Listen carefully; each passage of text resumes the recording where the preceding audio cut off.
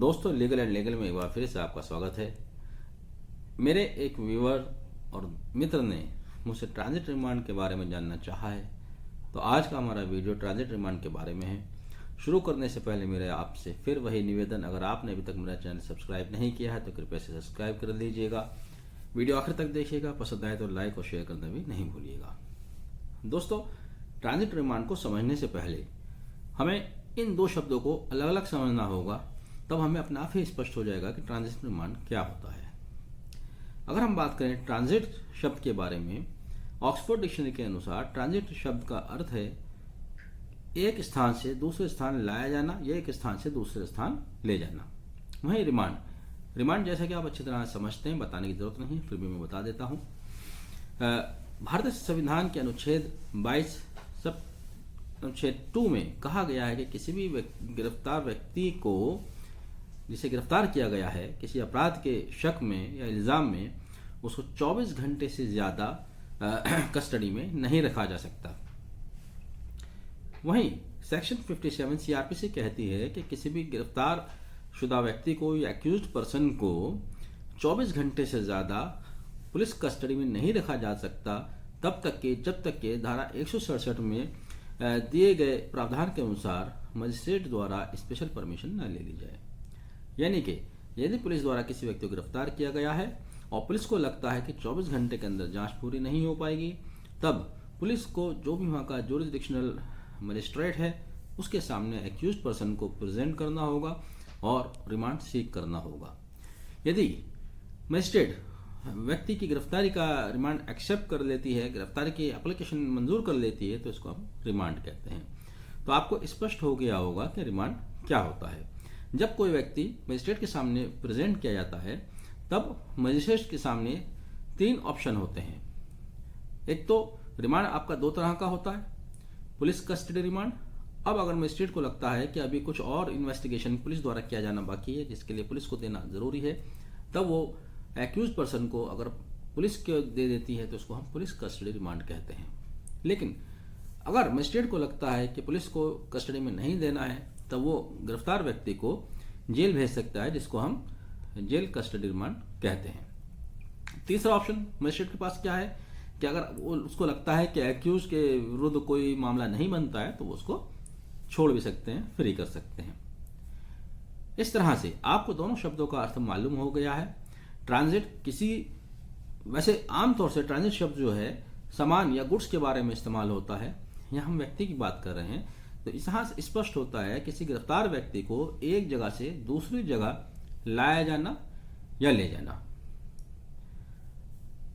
मैं उदाहरण देकर समझाऊंगा। अभी हाल ही में आपने विकास दुबे का मामला देखा, जिसके विरुद्ध कानपुर में गंभीर अपराध में मुकदमा दर्ज था। उज्जैन पुलिस द्वारा उसको गिरफ्तार किया गया। अब चूंकि उज्जैन में उसके विरुद्ध कोई मुकदमा दर्ज नहीं था, तब उत्तर प्रदेश पुलिस उज्जैन के जुरिसडिक्शनल मजिस्ट्रेट के पास गई और विकास दुबे को वहां मजिस्ट्रेट के समक्ष प्रस्तुत किया और उन्होंने ट्रांजिट रिमांड सीक किया, क्योंकि वो उसको लाना चाहते थे कानपुर लाकर जहां उसके विरुद्ध मामला चल रहा है, जो जुरिसडिक्शनल मजिस्ट्रेट है उसके सामने उसको प्रेजेंट करना था। दोस्तों, ट्रांजिट रिमांड को अगर आप देखें तो इसको सीआरपीसी में कहीं भी डिफाइन नहीं किया गया है, ना ही सीआरपीसी में कहीं मेंशन किया गया है। ट्रांजिट रिमांड आमतौर से बोलचाल में या इस्तेमाल में आया है, न्यायालय के निर्णय के द्वारा आया है। सीआरपीसी में ट्रांजिट रिमांड का कहीं कोई जिक्र आपको नहीं मिलेगा। ट्रांजिट रिमांड के बारे में कुछ इंपॉर्टेंट बातें हैं जो मैं आपको बताऊंगा। ट्रांजिट रिमांड या रिमांड किसी भी दशा में 15 दिन से ज्यादा का नहीं हो सकता है।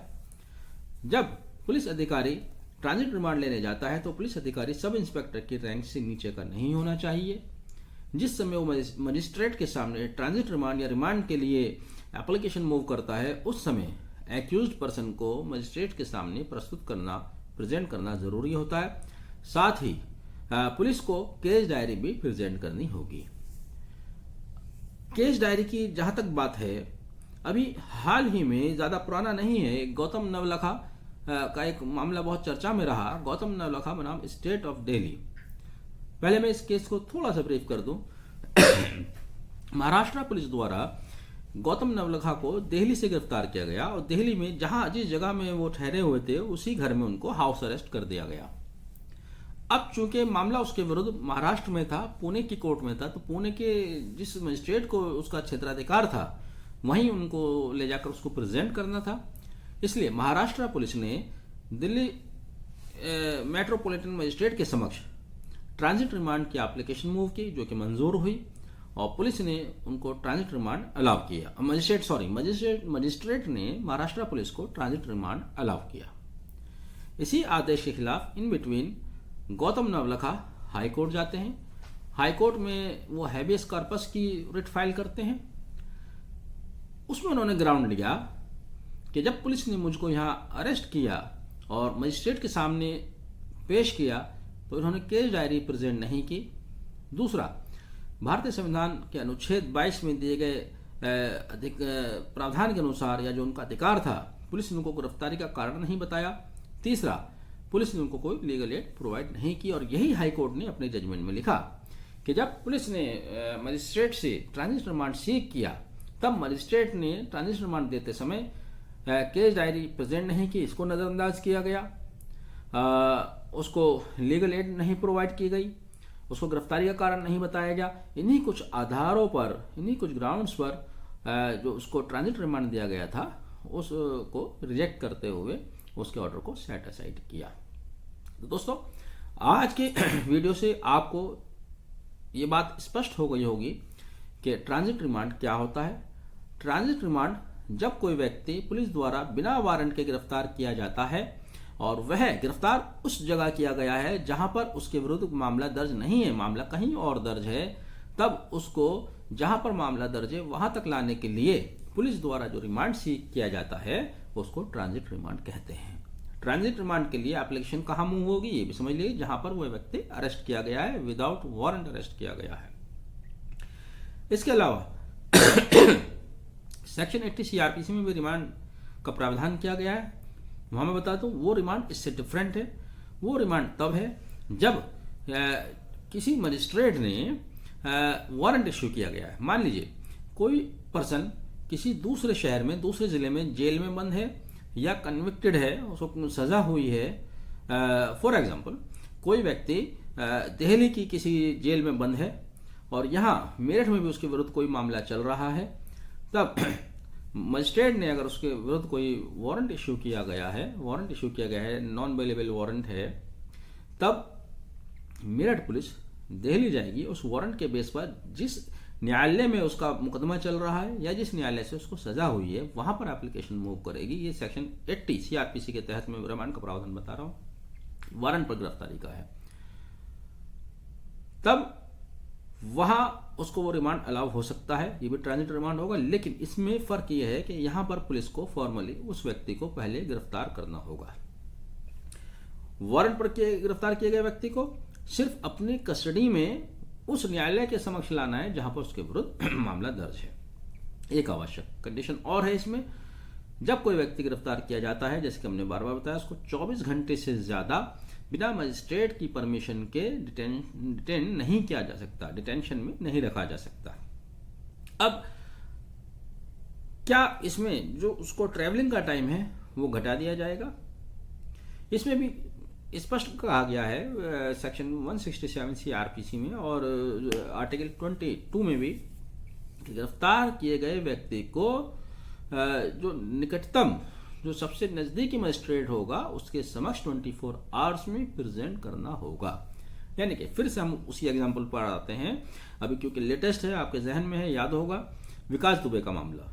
उसको उज्जैन में गिरफ्तार किया गया, अब 24 घंटे के अंदर उसको कानपुर में प्रेजेंट करना है मजिस्ट्रेट के सामने। तो इसमें 24 घंटे का जो पीरियड है, ट्रैवलिंग का पीरियड है, वो पीरियड नहीं घटाया जाएगा जो उज्जैन से कानपुर तक लाने का होगा, बल्कि 24 घंटे का पीरियड होगा जो कि निकटतम मजिस्ट्रेट होगा। यानी कि उसको उज्जैन में ही किसी मजिस्ट्रेट के समक्ष जिस थाने से जिसका क्षेत्राधिकार आता है वहीं पर उसको प्रस्तुत करना होगा गिरफ्तार किए गए व्यक्ति को।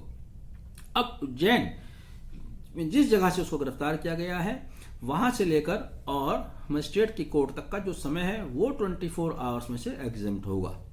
यानी कि उज्जैन से अगर कानपुर तक लाने में उसको मान लीजिए 30 घंटे का सफर लगता है, तो 30 घंटा वो एग्जामिशन नहीं होगी।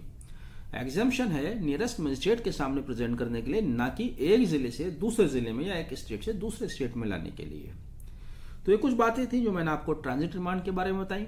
जैसे कि मैंने कहा कि ट्रांजिट रिमांड का विवरण कहीं भी सीआरपीसी में नहीं मिलता है।